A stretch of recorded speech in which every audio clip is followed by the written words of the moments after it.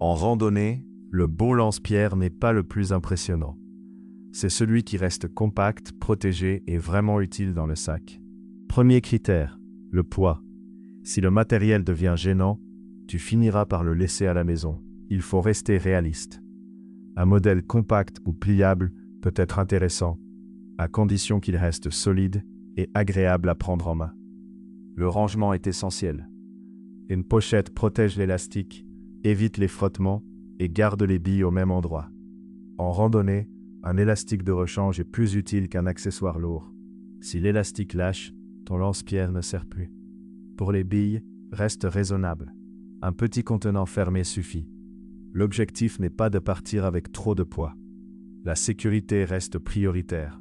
Pas de tir improvisé, pas de zone inconnue derrière la cible et toujours un cadre d'utilisation clair.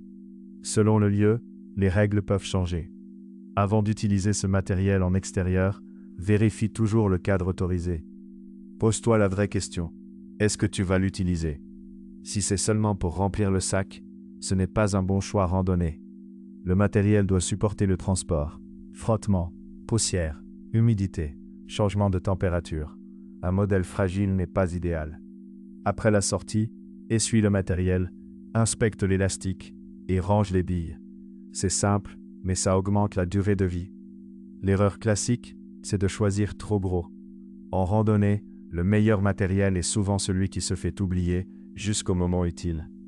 Le kit minimal, un lance-pierre compact, des lunettes, un élastique de rechange et quelques billes dans une boîte fermée. La randonnée n'est pas exactement l'EDC. Tu peux prévoir un peu plus de matériel, mais seulement si ça reste organisé et utile. Mon avis, choisis compact, simple, protégé et facile à entretenir. Le reste est secondaire. Retrouve les modèles compacts, pliables, élastiques et accessoires sur lancepierrechasse.com. Avec le code YT05, tu profites de 5% de réduction.